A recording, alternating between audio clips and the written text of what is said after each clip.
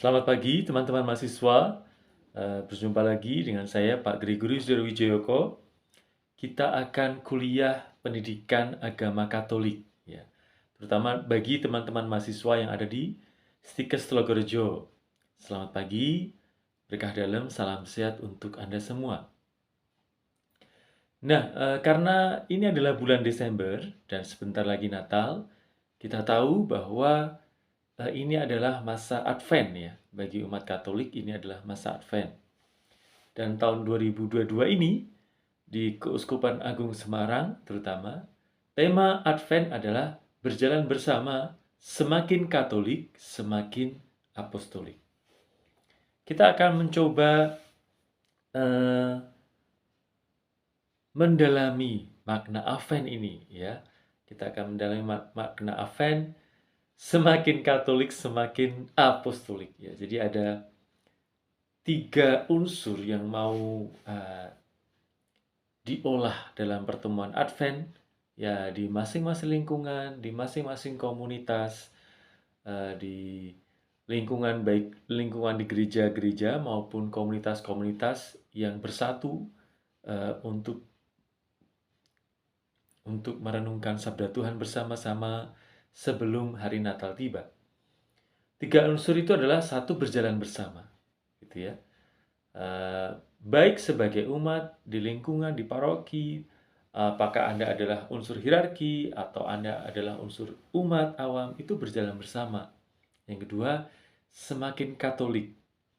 Nah, kita diajak untuk mencoba refleksi lagi, apakah kita sudah Katolik atau belum Katolik? Apakah level kekatolikan kita itu cukup dalam atau hanya dangkal-dangkal saja?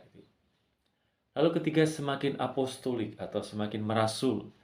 Apakah kita sudah cukup terlibat di masyarakat ya? Sebagai orang Katolik itu apakah kita ya ikut berkontribusi dalam menciptakan masyarakat yang lebih baik, lebih sejahtera, lebih adil begitu. Tidak hanya kumpul di dalam orang-orang yang seiman saja, tetapi juga bergerak keluar ya, ke teman-teman kita yang berbeda agama, yang berbeda latar belakang, itu apakah kita juga berbuat baik, apakah kita juga menjadi garam gitu, istilahnya dalam Injil. Baik, konteks tema Advent 2022 di Keuskupan Agung Semarang itu adalah pemulihan atas pandemi COVID ya, dan masa untuk bergiat kembali. Oleh karena itu, mahasiswa di sini saya harap juga bergiat kembali ya, lebih rajin dalam belajar, lebih rajin dalam berkontribusi di masyarakat begitu ya. Kita sudah di masa transisi new normal, artinya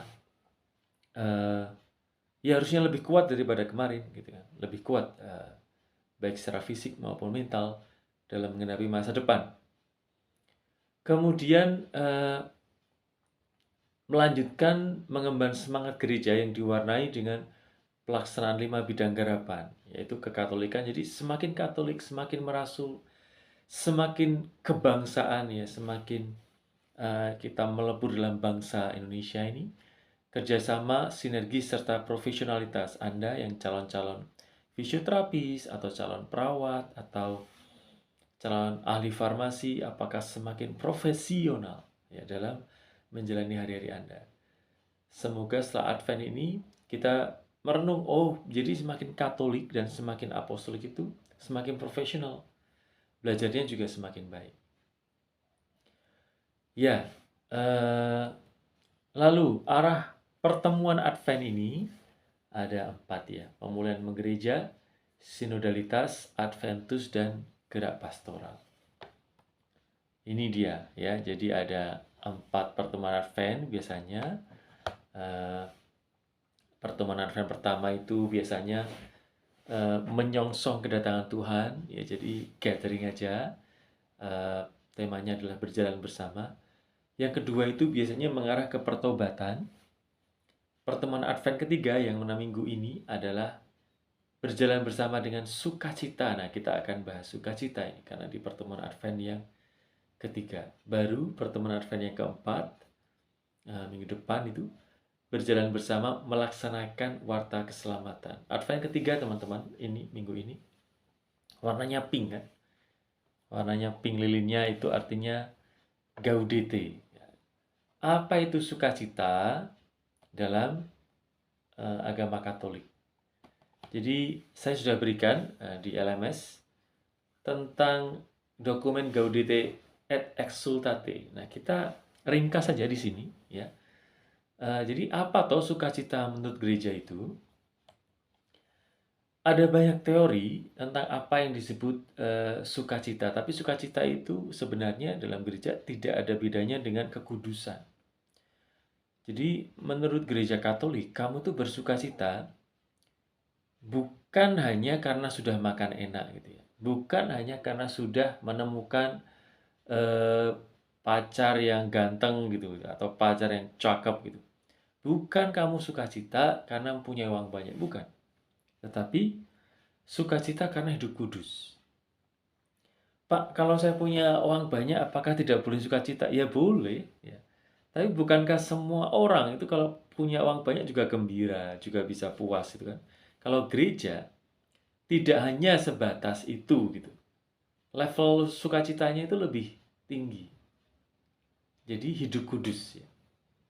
Hidup kudus itu seperti apa? Nah, ini ada satu teks dari Yesus sabda bahagia. Ada di Matius 5 ayat 3 sampai 12 ataupun Lukas bab 6 ya. Nah, bisa dilihat. Maka kalau ada orang yang bertanya, menurut orang Kristiani itu apa itu hidup sukacita? Ya hidup kudus. Hidup kudus itu ya hidup yang baik gitu ya. Hidup yang baik itu gimana? Menjadi orang Kristiani yang baik itu bagaimana? Jawabannya sederhana. Kita perlu menjalankan masing-masing dengan caranya sendiri, seperti yang dikatakan Yesus dalam sabda bahagia. Jika Anda adalah ahli farmasi, silahkan jalani profesi itu ya dengan kudus gitu. Jika Anda adalah fisioterapis, ya jalani profesi Anda dengan hidup kudus. Hidup kudus seperti apa? Ya, kita lihat kata bahagia atau terberkati, sukacita tadi, gaudete, menjadi sebuah sinonim dari kata kudus karena kata tersebut mengungkapkan bahwa mereka yang setia kepada Allah dan menghidupi sabdanya dengan pemberian diri mereka mencapai kebahagiaan sejati. Ya. Jadi ide dari sabda bahagia itu satu hidup kudus ya. Lalu menjadi terberkati. Kita coba baca saja ayatnya ya. Berbahagialah orang yang miskin di hadapan Allah, karena mereka empunya kerajaan Allah. Ini kan unik nih. Sudah suatu kontroversi sebenarnya. Orang miskin kok ini. Orang miskin kok bahagia gitu. Ya, lalu dijelaskan bahwa Injil mengundang kita untuk mengakui kebenaran dalam hati kita, menemukan bahwa rasa aman itu dengan Allah, bukan dengan kekayaan gitu. Kadang-kadang kalau orang sudah kaya atau orang merasa kaya gitu, lalu merasa bahwa dia tidak butuh Allah itu. Karena saya sudah punya apa yang saya butuhkan, yaitu uang berlebih saya. Dan kadang-kadang uang yang banyak itu menggoda dia untuk hidup tidak kudus kan. Membeli apa yang dia tidak harus beli. Menghibur dirinya dengan hal-hal yang tidak perlu, misalnya berjudi gitu kan. Kalau uang banyak kan bisa-bisa saja. Atau ya memenuhi nafsu-nafsu yang menjebak ke ini ya, arah sakit itu. Ya, jadi kita lihat bahwa kadang-kadang orang yang miskin dan rendah hati di hadapan Allah itu lalu butuh Allah. Jadi Pak, kalau misalnya saya kaya nih, saya butuh Allah ini. Apakah saya sukacita? Oh, sukacita. Kamu sudah punya harta, masih membutuhkan Allah lagi. Oh, sukacitanya double kan. Tapi kalau masih belum punya harta, yaitu sebaiknya mengandalkan Allah. Kalau kamu tidak mengandalkan Allah, susah ya. Berbahagialah orang yang lemah lembut, karena mereka akan memiliki bumi. Nah, ini kadang-kadang lawan dari lemah lembut itu apa? Dominan ya. Sombong gitu. saya merasa bisa. Nah, kadang-kadang orang yang pintar, orang yang punya kekuasaan itu tidak butuh Allah gitu. Kadang-kadang mereka merasa aku tidak butuh Allah, dan ide tidak butuh Allah inilah yang membuat orang tidak bersukacita. Maka silahkan lemah lembut dan membutuhkan Allah ya.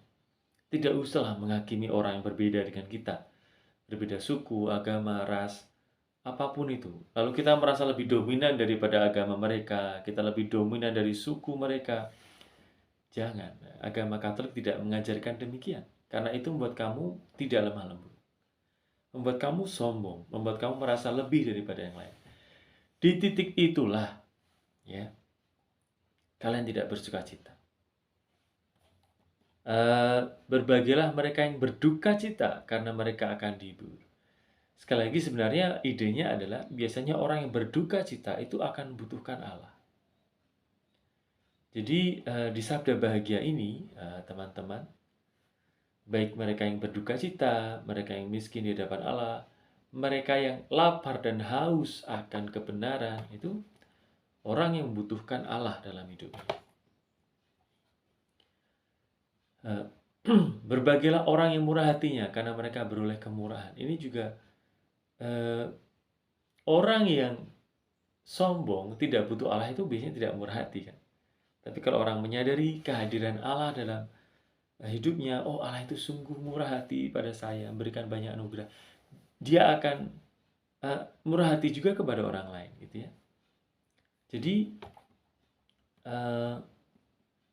ide dari sabda bahagia ini adalah kamu butuh Allah atau tidak. Kalau kamu butuh Allah, menghadirkan Allah lagi dalam hidupnya, maka Anda akan bersukacita. Lalu tentu saja refleksi bagi saya dan Anda, apakah dalam setiap kegembiraan kita dan kesusahan kita, kita menghadirkan Allah itu di situ ya. Kalau gembira ya bersyukur, misalnya intensi di gereja. Kalau lagi susah ya berdoa mohon pertolongan pada Allah gitu ya. Berapa banyak tuh Pak orang yang menghadirkan Allah dalam hidupnya ya? Mungkin kalau jujur ya tidak banyak ya. Nah, semoga Anda termasuk orang yang menghadirkan Allah dalam hidup gitu, supaya bersukacita.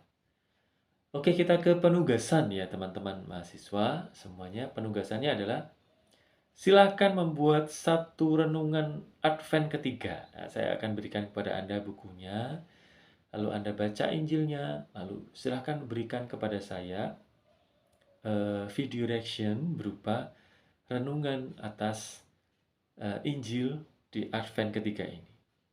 Terima kasih, salam sehat, berkah dalam.